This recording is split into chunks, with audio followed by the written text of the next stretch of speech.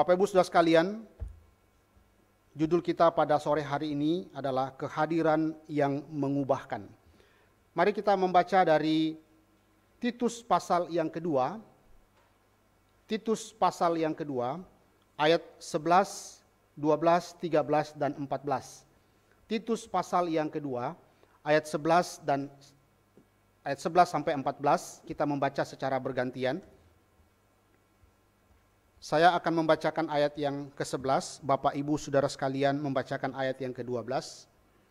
Kita berakhir sampai di ayat yang ke-14.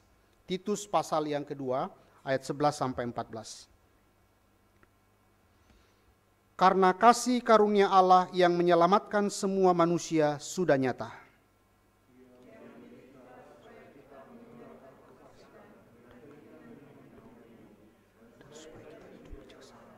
Adil dan beribadah di dalam kebenaran.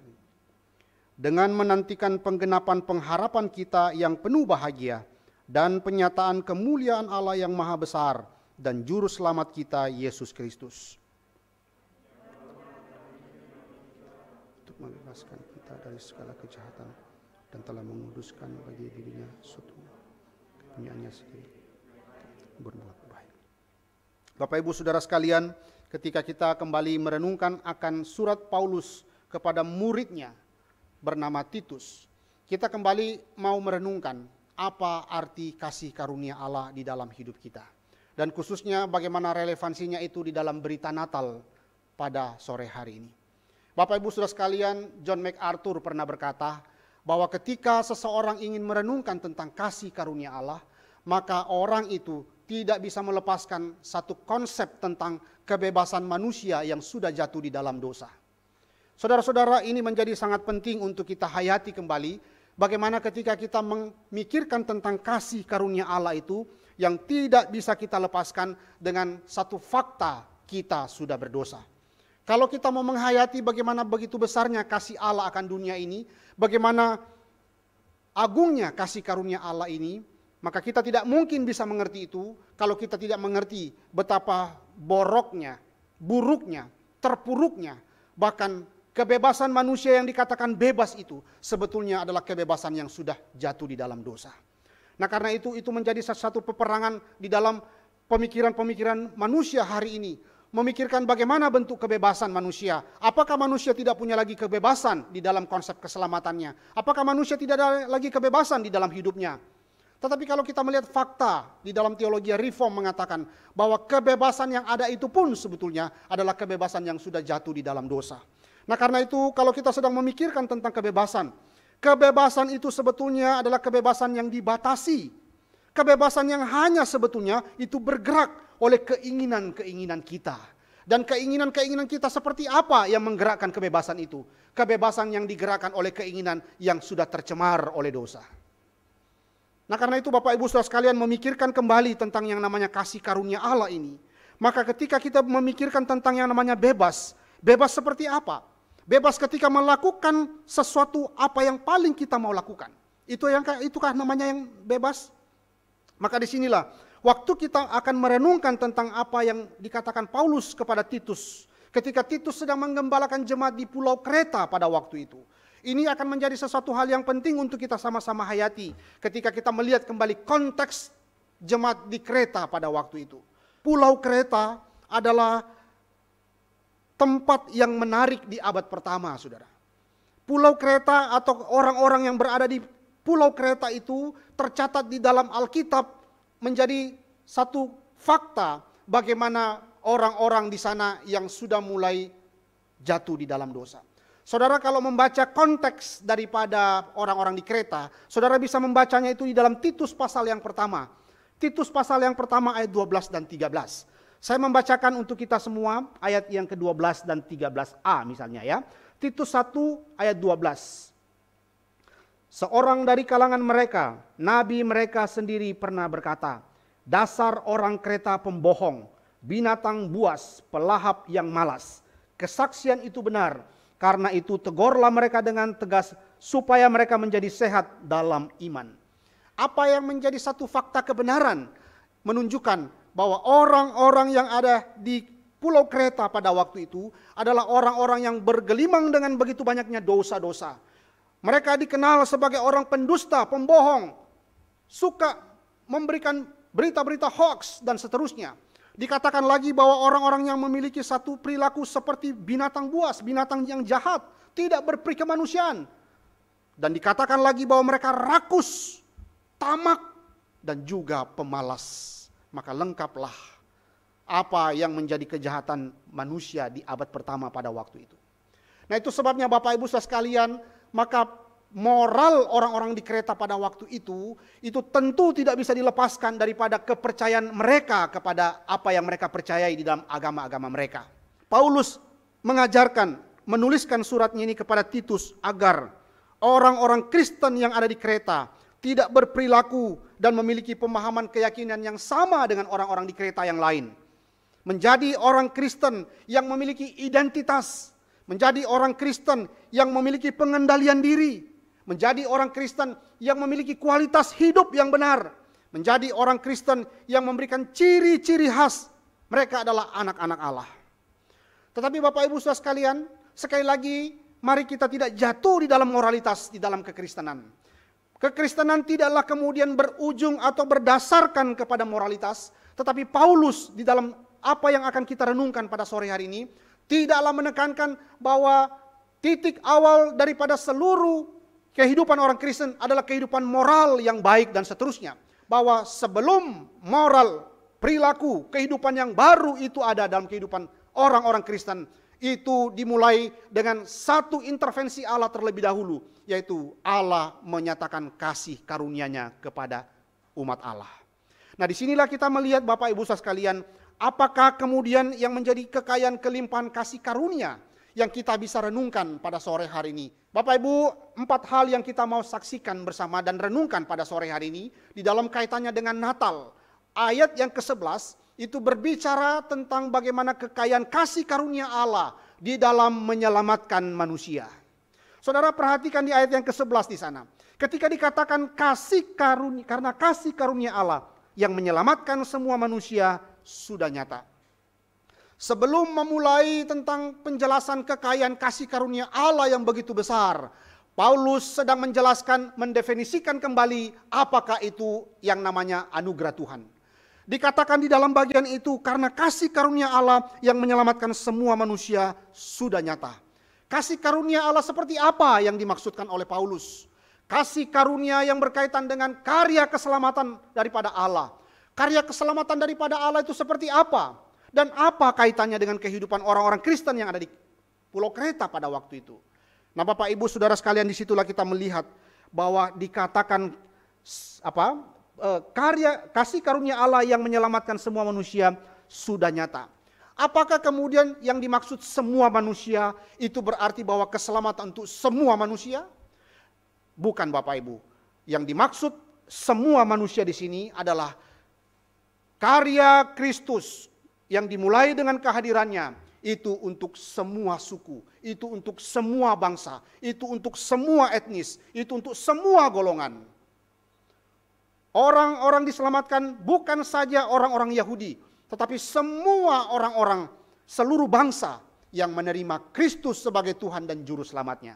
Dan disitulah kita melihat Bapak Ibu Saudara sekalian, apa yang disaksikan oleh Paulus menjelaskan kembali pengertian kasih karunia Allah itu dimulai dengan fakta sejarah. Fakta sejarah seperti apa yang Paulus maksudkan? Fakta sejarah bahwa nubuatan kedatangan Mesias yang dinantikan oleh umat Allah Israel ribuan tahun sebelumnya, yang dinubuatkan oleh para nabi, itu sekarang sudah nyata, kata Paulus. Apa yang sudah nyata? Kasih karunia Allah yang menyelamatkan. Kasih karunia Allah yang menyelamatkan seperti apa? Itu yang dinantikan oleh umat Allah Israel ribuan tahun sebelumnya, sudah ada nubuatan yang datang kepada mereka. Nah, itu sebabnya itulah yang terus mereka nanti-nantikan. Dan Paulus mengatakan sudah saatnya. Keselamatan itu sudah datang. Kasih karunia Allah yang menyelamatkan itu sudah nyata.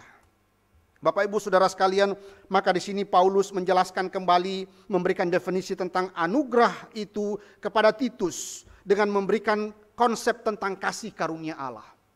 Nah Bapak Ibu Saudara sekalian, itu sebabnya di dalam sejarah panjang Israel menantikan datangnya Mesias itu. Lagu-lagu Natal yang kita dengarkan di bulan Desember, selalu kita melihat makna-makna yang tersimpan di dalam lagu-lagu itu. Bagaimana penantian Immanuel, oh datanglah Immanuel, dan seterusnya. Paulus mengatakan sudah datang. Paulus mengatakan sudah nyata kepada semua orang, kepada semua bangsa, kepada semua kelompok. Dan dikatakan itulah yang dinanti-nantikan oleh Israel dan sekarang sudah nyata.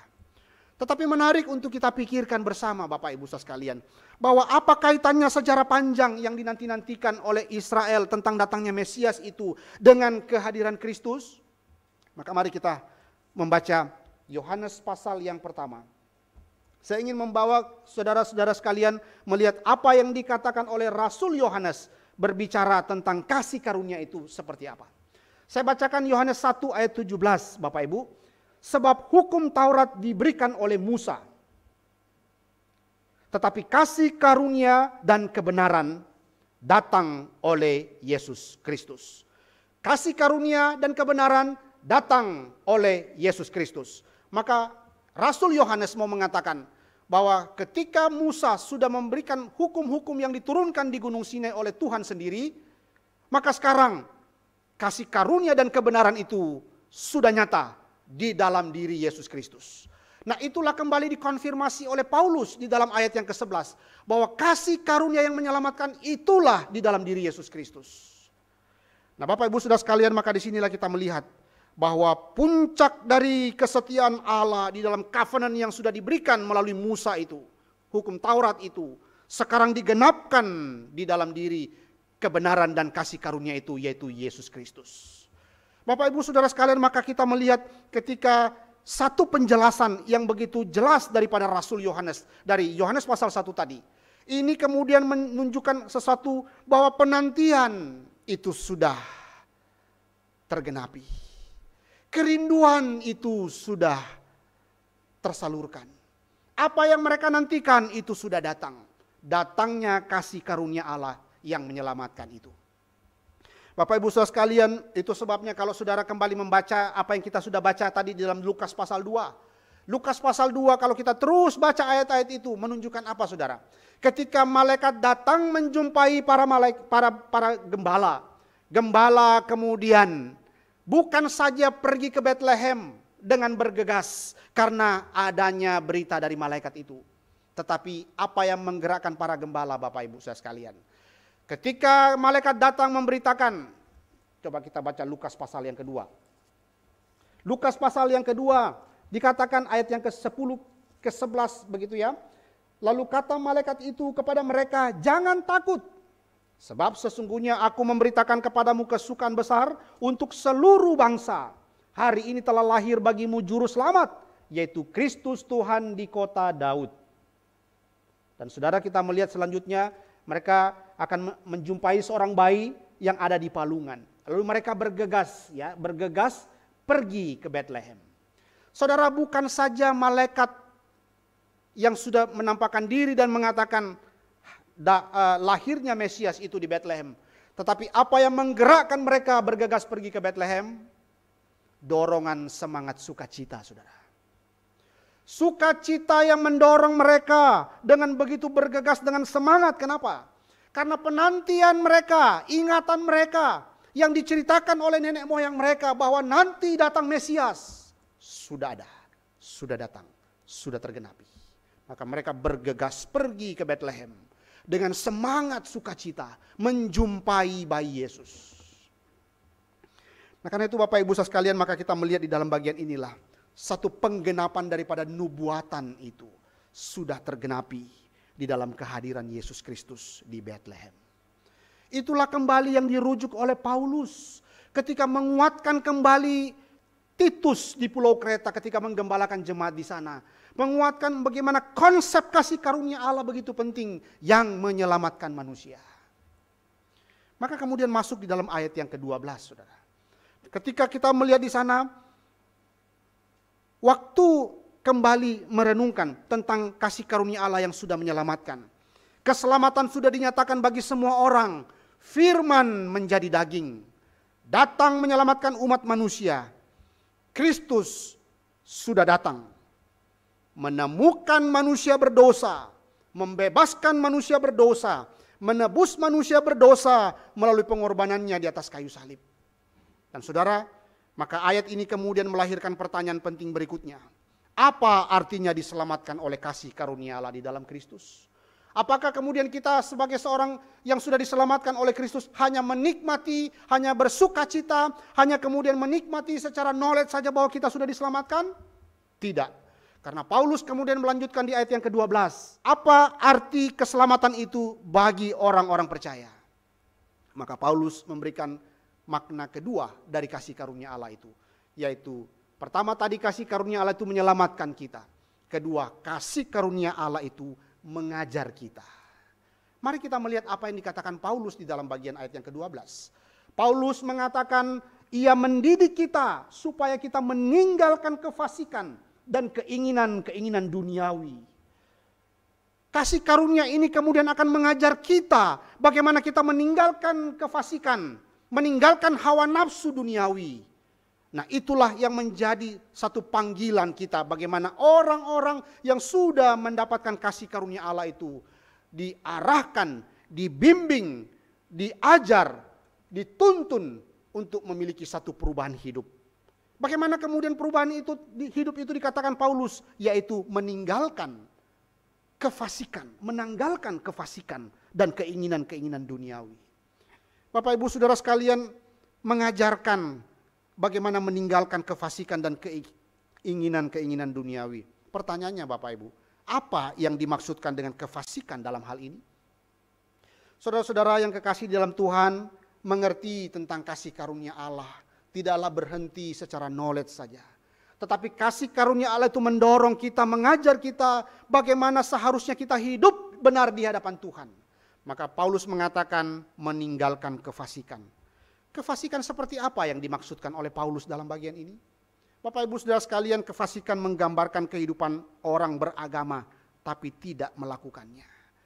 Mereka berpengetahuan benar tetapi tidak berkelakuan benar. Itulah yang dikatakan atau kita seringkali mendefinisikan itulah seperti orang-orang Farisi yang hidup di dalam kemunafikan, kefasikan kemunafikan hidup. Bukankah mereka mengerti Taurat? Oke, mereka mengerti Taurat. Bagaimana kelakuan mereka? Mereka penuh dengan kemunafikan. Nah, itu sebabnya Bapak Ibu sekalian, bagian ini sangat-sangat relevan dengan kehidupan kita saat ini sebagai anak-anak Tuhan. Apakah kemudian ketika kita mengerti doktrin, apakah kemudian ketika kita mengerti firman, lalu sungguhkah firman itu hidup dalam hidup kita? Ataukah kita hanya mengerti doktrin-doktrin saja secara pengetahuan? Dan kalau kita tidak melakukan itu, kita tergolong orang yang ada dalam kehidupan yang fasik di hadapan Tuhan. Bapak Ibu Saudara sekalian, hidup di dalam kemunafikan. Itulah yang dikatakan oleh Paulus. Orang yang sudah mengalami kasih karunia Allah tidak lagi hidup di dalam kemunafikan. Tidak lagi hidup di dalam kehidupan yang dualisme. Tidak lagi hidup di dalam kehidupan yang seperti mengerti firman tetapi tidak melakukannya. Nah, karena itu Bapak Ibu Saudara sekalian, maka bagian pertama ini saya mengajak kita kembali merenungkan kasih karunia Allah di dalam kehadiran Kristus dalam dunia ini memberikan kita satu perubahan hidup. Bagaimana kita kembali bercermin kepada firman Tuhan. Gereja harus menjadi gereja yang terus bercermin kepada firman Tuhan. Gereja, saudara dan saya terus melihat diri di hadapan Tuhan. Ajaran bisa benar, namun kehidupan mungkin bisa bertolak belakang. Berapa banyak orang-orang Kristen kemudian yang rutin datang setiap minggu beribadah. Berapa banyak yang sungguh-sungguh mengalami perubahan hidup? Ataukah kita hanya hidup secara rutinitas saja, secara mingguan kita datang ke gereja dan seterusnya? Karena itu Bapak Ibu, kita diajarkan oleh firman Tuhan pada sore hari ini. Bagaimana kita menjadi orang-orang yang mengalami kasih karunia Allah itu. Bagaimana sungguh-sungguh tunduk untuk menjalankan kehendak Tuhan. Lalu yang berikutnya Bapak Ibu, dikatakan di sana meninggalkan kefasikan dan keinginan-keinginan duniawi. Apakah kita tidak boleh punya keinginan? Itu bukan yang dimaksud. Kita boleh punya keinginan. Tetapi keinginan apa yang dimaksud di dalam bagian ini? Nah, disinilah kita melihat bahwa yang dimaksudkan oleh Paulus adalah keinginan hawa nafsu yang berdosa. Dan seringkali kita kaitkan ini bagaimana kehidupan duniawi kita, ya, di mana kita seringkali itu berorientasi kepada diri sendiri. Self-oriented, antroposentris, berpusat kepada diri. Itu sebabnya berapa banyak orang-orang Kristen pun juga ketika datang ke gereja bisa jatuh di dalam antroposentris seperti ini. Pokoknya apa yang saya bisa dapatkan di gereja ini. Pokoknya firman-Nya cocok dengan saya. Kalau tidak cocok dengan saya tidak mau ikuti. Pokoknya menyenangkan saya baru ikuti. Jadi firman Tuhan itu tergantung dia suka apa tidak suka. Misalnya seperti itu. Lalu kemudian di dalam segala apa yang dia lakukan, selalu dia menjadi pusat daripada segala sesuatu. Diri dan diri dan diri. Bagaimana kemudian dia hidup di pekerjaan, di masyarakat, bahkan di gereja. Bagaimana menguntungkan dirinya sendiri. Dan itulah orang yang terus ada di dalam self-oriented. Dan itulah salah satu musuh terbesar orang Kristen. Pendeta Stephen Tong pernah mengatakan, musuh terbesar orang Kristen adalah keegoisan diri sendiri. Nah, itu sebabnya ini menjadi sesuatu hal yang kita perlu renungkan bersama Bapak Ibu. Bagaimana kita kembali menghayati tentang kehadiran Kristus. Kasih karunia yang sudah dinyatakan itu, ini berbicara adalah perubahan hidup. Itu sebabnya bagian selanjutnya dikatakan, setelah kamu meninggalkan keinginan duniawi dan kefasikan itu, kontrasnya adalah supaya kita hidup bijaksana, adil dan beribadah di dalam dunia sekarang ini. Bijaksana, adil dan beribadah di dalam dunia sekarang ini. Lalu Paulus kemudian melanjutkan bahwa ketika kita sudah meninggalkan kefasikan, ketika kita terus berjuang di dalam mengalahkan hawa nafsu kita yang berdosa itu, maka sebaliknya kita hidup di dalam bijaksana, hidup di dalam keadilan, dan hidup beribadah setiap hari di dalam dunia ini di hadapan Tuhan. Nah, Bapak Ibu Saudara sekalian, maka di sini kita kembali melihat bahwa kehidupan kita adalah peperangan rohani setiap saat. Hidup bijaksana, adil dan beribadah dalam dunia ini. Berbijaksana itu berbicara tentang bagaimana kita memeriksa diri dalam hidup kita. Bagaimana kita menemukan diri kita di hadapan Tuhan. Bagaimana kita mendefinisikan diri kita berdasarkan kebenaran Tuhan. Bukan berdasarkan pengertian orang lain. Bukan berdasarkan pengakuan-pengakuan orang lain. Tapi selalu kita mengevaluasi diri, melakukan sesuatu apakah ini berkenan di hadapan Tuhan atau tidak. Itu bijaksana.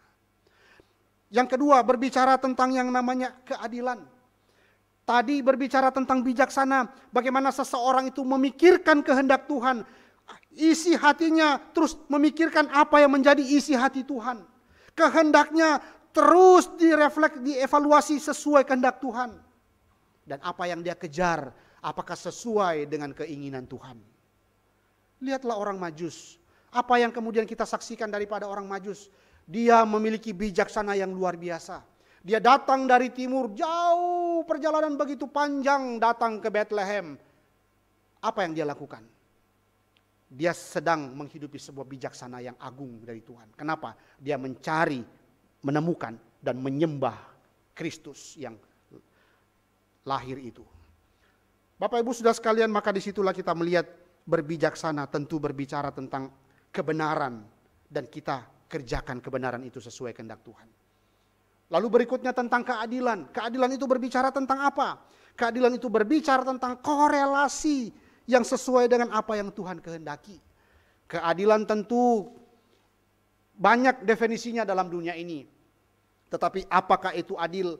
Adil berdasarkan apa yang sesuai dengan kehendak Tuhan.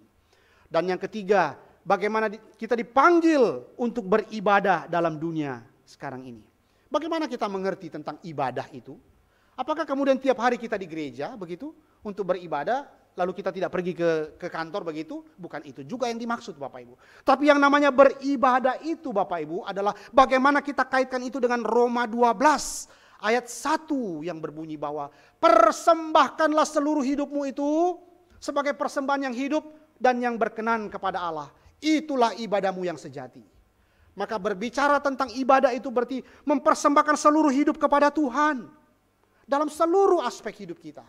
Baik kita di kantor, baik kita di bisnis kita, baik kita di gereja kita, baik di keluarga kita. Kita persembahkan seluruh hidup kita kepada Tuhan. Itulah yang namanya ibadah. Yang kudus, hidup dan yang berkenan kepada Allah. Nah Bapak Ibu saudara sekalian, maka di ayat yang ke-12 ini kita diajarkan kembali. Kita diingatkan kembali. Mengerti tentang kasih karunia Allah ini. Tentu itu membimbing kita. Tentu itu mengajar kita. Tentu itu menuntun kita hidup di dalam kehendak Tuhan. Bapak Ibu Saudara sekalian yang dikasihi oleh Tuhan, dan bagaimanakah kita kembali menghayati kehidupan yang sudah diubahkan Tuhan itu? Kasih karunia Allah seperti apa yang telah mengubahkan hidup saudara dan saya saat ini? Ingatlah bahwa Alkitab pernah berkata bahwa siapa yang telah menjadi ciptaan yang baru di dalam Kristus, tentu dia adalah ciptaan yang baru. Ciptaan yang baru seperti apa? Di dalam dasar hatinya ada keinginan yang membara. Ada hasrat yang tak terbendung.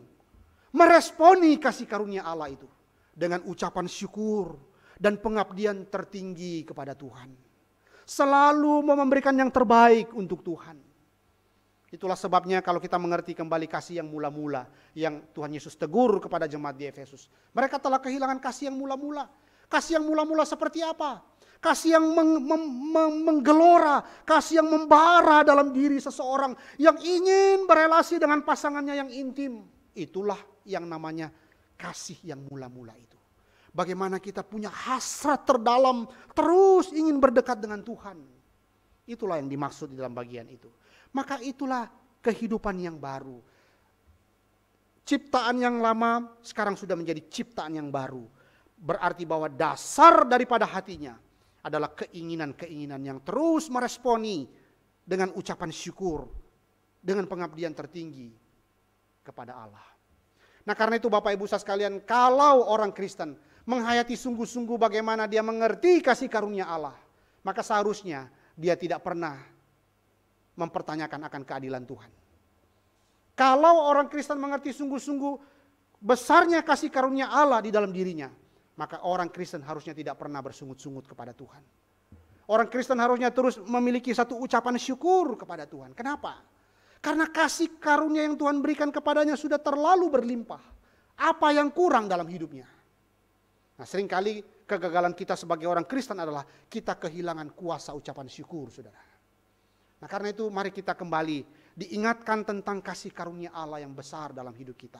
Bagaimana itu menggelora dalam hidup seseorang yang terus ingin menyatakan ucapan syukurnya kepada Tuhan. Dan hidup berbakti sungguh-sungguh kepada Tuhan. Calvin mengatakan di dalam bagian ini saudara, bahwa meditasi tentang kehidupan surgawi tentu itu dimulai dengan lahir baru dulu. Ketika orang sudah dilahir barukan, maka orang itu akan condong bagaimana hidupnya kepada Tuhan. Maka orang yang sudah lahir baru memiliki pikiran dan kehendak yang diselaraskan dengan Tuhan. Martin Lloyd Jones, seorang teolog, kita tahu bagaimana dia adalah pengkhotbah kebangunan di Inggris. Dia pernah mengatakan satu kalimat, bagaimana kita menghayati kasih karunia Allah yang dinyatakan di dalam kelahiran Kristus. Itu bukanlah kebenaran yang abstrak. Itu adalah kebenaran yang sungguh-sungguh nyata secara objektif di masa yang lalu. Tetapi kebenaran yang objektif di masa lalu ini tidaklah kemudian menjadi fakta sejarah saja. Tetapi kabar baik ini itu harusnya terus menjadi gaya hidup seorang Kristen. Kabar baik ini harusnya terus menjadi dorongan orang Kristen untuk sungguh-sungguh hidup, menantang dunia yang berdosa ini dan hidup bagi Tuhan. Nah karena itu saudara-saudara sekalian, di dalam bagian ini, dalam tulisannya Martin Lloyd Jones, kemudian mendorong orang-orang Kristen yang mengerti kasih karunia Allah itu untuk hidup, menghasilkan perubahan hidup secara radikal. Perubahan hidup yang tidak setengah-setengah, perubahan yang hidup betul totalitas di dalam hidupnya ada perubahan. Nah karena itu Bapak Ibu saudara sekalian, maka di sini kita sekali lagi melihat ketika kita sedang berhadapan atau memikirkan kembali tentang kasih karunia Allah ini, seharusnya membuat kita itu terus merindukan kebenaran. kebenaran yang terus mendorong kita untuk berbijaksana, untuk adil dan beribadah kepada Tuhan. Masuk di dalam bagian ketiga, saudara. Ayat yang ke-13. Dikatakan di sana kemudian selain kasih karunia Allah itu menyelamatkan kita. Kedua, kasih karunia Allah itu juga mengajarkan kepada kita, membimbing kita. Maka bagian ketiga, saudara, kasih karunia Allah itu juga mempersiapkan kita dalam pengharapan yang besar akan kedatangan Kristus kedua kali. Dikatakan di ayat yang ke-13, saudara, dengan menantikan penggenapan pengharapan kita yang penuh bahagia dan penyataan kemuliaan Allah yang maha besar dan juru selamat kita, Yesus Kristus. Saudara, kita tidak saja berhenti menikmati kasih karunia Allah itu, melihat bahwa kita sudah diselamatkan. Dengan kehadiran Kristus dalam dunia ini mengubahkan hidup kita, menuntun hidup kita. Tetapi kasih karunia Allah itu juga menegaskan satu prinsip kebenaran yang penting dalam hidup saudara dan saya, yaitu memiliki pengharapan yang semakin bertambah di dalam Tuhan. Saudara-saudara, Paulus mengkaitkan itu dengan kedatangan Kristus kedua kali. Maka disinilah kita melihat bahwa inkarnasi Kristus mempersiapkan kita dalam pengharapan yang benar akan kedatangan Kristus yang kedua kali. Kelahiran Kristus seharusnya kita juga hayati. Bukan saja dia datang menyelamatkan kita, bukan saja dia datang mendamaikan kita kembali dengan Bapa, tetapi memberikan kita satu kekuatan yang baru untuk memiliki satu pengharapan di dalam Tuhan, menantikan Kristus kembali untuk yang kedua kali. Nah, karena itu Bapak Ibu sekalian, bagaimana kita meresponi bagian ini? Sekarang kita hidup di dalam kehidupan yang serba cepat. Sekarang kita hidup di zaman yang serba mementingkan prestasi. Sekarang kita hidup di dalam zaman yang terus berlomba dengan kompetisi-kompetisi. Tetapi jangan lupa, kita juga sekarang berhadapan dengan kehidupan yang penuh dengan tantangan, penuh dengan tekanan, penuh dengan kesesakan, penuh dengan kepahitan hidup, bahkan penuh dengan air mata. Bapak Ibu Saudara sekalian, bagaimanakah sikap kita mengisi waktu menantikan Kristus kembali? Apakah kita sungguh-sungguh sedang menantikan Kristus untuk kedua kali? Lalu bagaimana kaitannya dengan kita saat ini di masa pandemi? Apa yang menjadi sikap kita? Apa yang seharusnya kita lakukan? Maka bagian ketiga ini mengingatkan kita kembali bahwa kasih karunia Allah itu memberikan kita kembali satu kekuatan pengharapan di dalam Tuhan. Ingatlah bahwa Allah Bapa kita tidak pernah beristirahat. Ingatlah bahwa Dia terus bekerja untuk menyelesaikan segala rencananya yang sudah ditetapkan di dalam kekekalan untuk digenapi satu demi satu. Dan lihatlah bahwa Dia telah mentransformasi umat pilihannya di dalam diri Kristus. Nah, karena itu Bapak Ibu sekalian, bagian ketiga ini membawa kita melihat bahwa gereja dipanggil, saudara dan saya dipanggil untuk memiliki gaya hidup, yaitu berpengharapan di dalam Tuhan. Hidup yang digerakkan oleh pengharapan. Hidup dengan wajah yang terus memandang kepada Tuhan. Mendapatkan kemuliaan dari Allah yang agung dan Kristus juru selamat kita. Kapan itu? Disitulah kita menanti. Menanti dengan sikap seperti apa? Saya meminjam pemikiran seorang hamba Tuhan, saudara.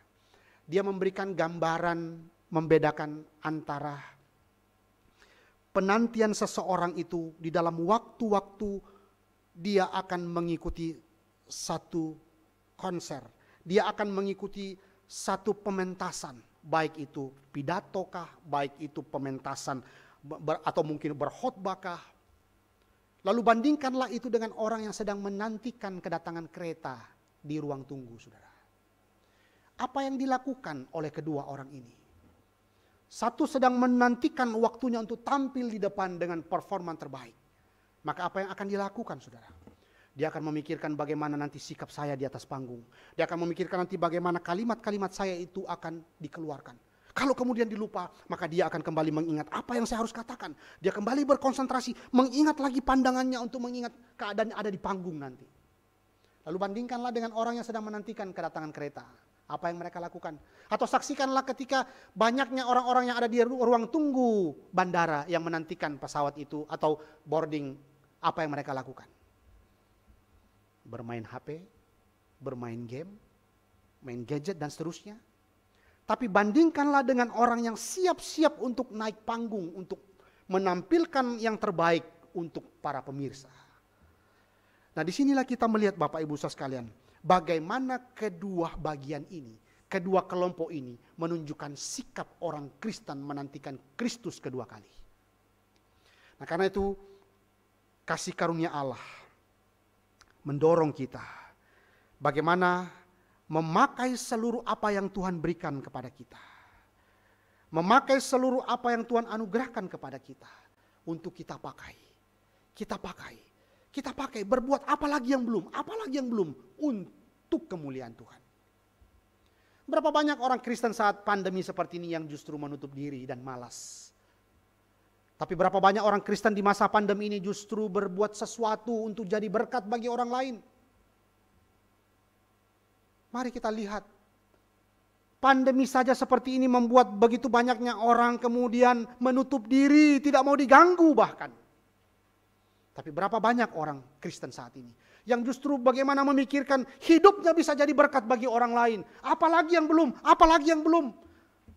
Karena dalam pikirannya bahwa waktunya tidak lama lagi. Mungkin hari ini adalah hari terakhirku, maka haruslah aku berbuat yang terbaik hari ini untuk Tuhan. Kalau satu hari hidup lagi, itu berarti satu hari lagi untuk Tuhan. Saya pinjam kalimat pendeta Stephen Tong. Kalau kita masih hidup satu hari lagi, itu berarti satu hari lagi untuk Tuhan. Tapi berapa banyak orang kemudian yang menghabiskan waktu-waktunya dengan bermain game, melakukan sesuatu yang tidak bermanfaat. Menghabiskan waktu kapan lagi, ya sudah jam 12 malam tidur lagi, besok lagi, apalagi yang saya lakukan. Dan itu semua membuatnya kemudian kehilangan kesiapan menantikan Kristus. Bapak Ibu Saudara sekalian, kasih karunia mengubahkan orang untuk memiliki pengharapan menantikan Kristus kedua kali dengan tindakan-tindakan, dengan respon-respon yang tepat. Bagaimana dia melakukan sesuatu untuk kemuliaan Tuhan dan berkat bagi banyak orang. Yang keempat, saudara, kita melihat bagian keempat ini menunjukkan bagian selanjutnya. Ayat 14. Ketika kita sudah melihat kasih karunia Allah yang sudah menyelamatkan kita.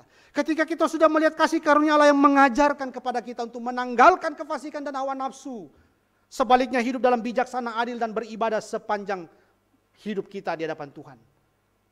Bukan saja kemudian kasih karunia Allah itu memberikan kita satu kekuatan pengharapan menantikan Kristus datang kedua kali.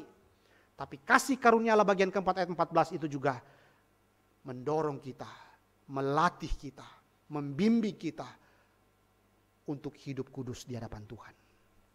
Mari kita lihat di ayat yang 14. Yang telah menyerahkan dirinya bagi kita untuk membebaskan kita dari segala kejahatan dan menguduskan bagi dirinya suatu umat kepunyaannya sendiri yang rajin berbuat baik. Kristus datang mati di atas kayu salib untuk kemudian membawa umat pilihannya itu semakin dikuduskan di hadapan Tuhan. Darahnya yang kudus telah membasuh dosa umat manusia, yang kemudian membawa umat manusia itu hidup di dalam kekudusan. Maka hidup kita saat ini seharusnya dilihat sebagai pelatihan pembentukan kekudusan di hadapan Tuhan. Itu sebabnya kalau saudara ditempatkan di dalam konteks keluarga sebagai suami, sebagai istri. Itu sebabnya ketika saudara ditempatkan sebagai ayah, sebagai ibu, lihatlah bahwa ini adalah pembentukan saudara di keluarga yang semakin dikuduskan oleh Tuhan.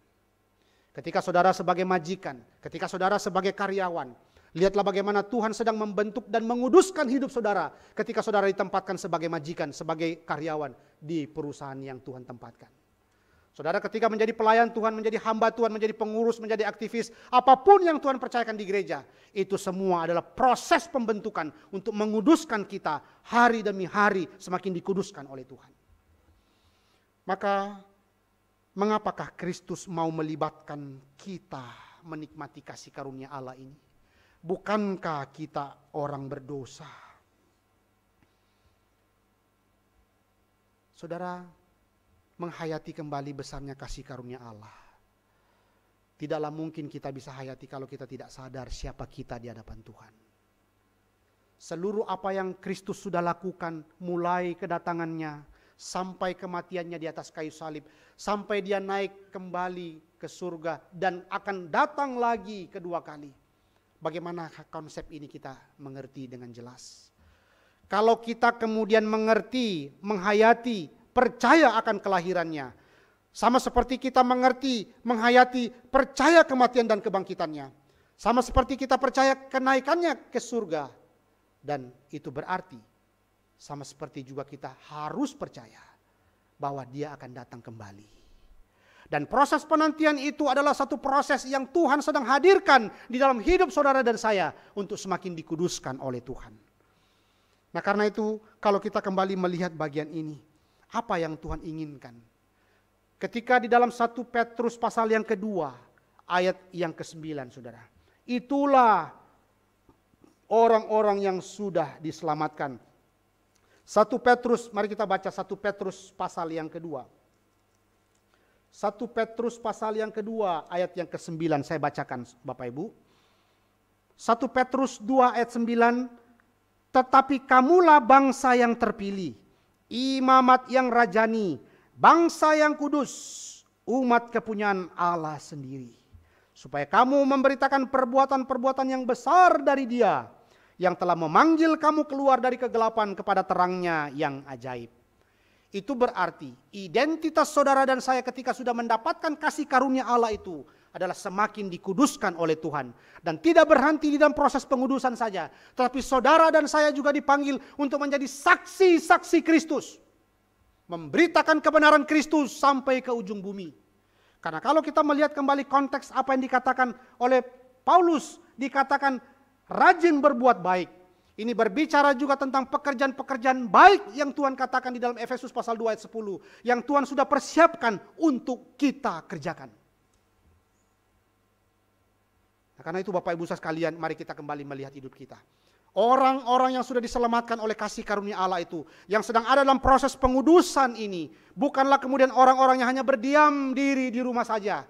Tapi orang yang kemudian keluar bersaksi akan kebenaran Kristus yang telah menyelamatkan hidupnya. Nah, itu sebabnya Bapak Ibu sekalian, maka ketika kita kembali menyadari siapakah kita ini? Layakkah kemudian kita ini menjadi saksi Kristus? Untuk memahami ini saudara, saya membawa saudara untuk masuk dalam sebuah ilustrasi. Siapakah yang layak disebut saksi di pengadilan? Siapakah yang disebut sebagai saksi di pengadilan? Tentu adalah orang yang bersentuhan langsung dengan orang yang bersangkutan, bukan? Maka siapakah itu saksi-saksi Kristus? Saudara dan saya yang sudah bersentuhan langsung dengan Kristus di dalam iman kita kepada Dia. Roh Kudus membawa kita bersentuhan dengan karya Kristus di atas kayu salib. Itulah yang seharusnya membuat saudara gelisah kalau tidak pergi keluar untuk mengabarkan Injil. Kalau tidak pergi keluar untuk memberitakan kebenaran ini kepada seluruh dunia. Bahwa Kristus satu-satunya juru selamat dunia ini. Mari saudara, di hari Natal ini, saya mengajak kita semua kembali menghayati satu panggilan menjadi saksi-saksi Kristus. Dikatakan berbuat baik. Bukan berbuat baik dalam konteks moralitas secara umum saudara. Tapi dikaitkan dengan Efesus pasal yang kedua ayat 10. Pekerjaan-pekerjaan baik yang Tuhan sudah persiapkan. Maka mari sama-sama di hari Natal ini, mari kita kembali memiliki satu kebangunan, satu kehidupan yang diubahkan oleh Tuhan. Natal tidaklah seharusnya kita hayati setiap tahun. Natal itu seharusnya hidup setiap hari dalam hidup kita. Sama seperti ketika kita menghayati kembali kematian dan kebangkitan Kristus. Seharusnya itu hidup setiap hari dalam hidup kita. Kita harus menghidupi makna Natal ini yang mengubahkan hidup kita itu setiap hari. Saya pinjam kalimat daripada Martin Luther. Kenapakah berita Injil itu setiap hari harus dikumandangkan? Karena setiap hari kita berbuat dosa. Maka seharusnya lah berita Injil, kelahiran Kristus, itu menjadi suara yang terus berteriak dalam hati kita. Menggelisahkan kita untuk kembali hidup bagi Tuhan. Bapak Ibu sekalian, saya ingin mengakhiri khotbah ini dengan satu cerita, saudara. Ada seorang anak, ini saya pinjam daripada seorang teolog yang memberikan cerita yang sangat menarik untuk menghayati akan bagian ini. Satu kali seorang anak bermain-main dengan angsanya. Lalu kemudian anak laki-laki itu kemudian melempar-lempar angsanya itu dan tidak sadar ternyata angsanya itu pada waktu dia lempar angsanya itu mati, saudara. Lalu kemudian dia kemudian menoleh ke kanan, menoleh ke kiri, tidak ada yang lihat. Kemudian cepat-cepat anak kecil ini buka tanah begitu, gali lubang, lalu kemudian mengubur angsa itu, menutup. Lalu dengan tenang dia pergi ke rumah. Lalu sore hari, seperti biasa ketika mereka bersama adiknya perempuan itu, kemudian mereka ada giliran cuci piring, saudara. Lalu kemudian mereka sebelum makan, terus adiknya mengatakan, "Kak, nanti cuci piring ya." "Loh, kan giliranmu." "Saya lapor ibu loh ya. Saya lapor ibu bahwa kakak sudah membunuh angsa." "Oh iya. Lalu kemudian dia cuci piring lagi. Besoknya giliran adiknya lagi. Setelah makan malam, "Kak, cuci piring ya." "Oh, saya lapor mama loh." Oke. Cuci piring lagi. Suatu kali, saudara, karena beberapa saat sudah itu berakhir, lalu kemudian ketika kakaknya ini makan lagi setelah makan sama adiknya, dia dengan tenang, tidak lagi cemberut karena akan cuci piring, saudara. Lalu mengatakan, "Kamu tidak akan mungkin lagi mengatakan itu kepadaku."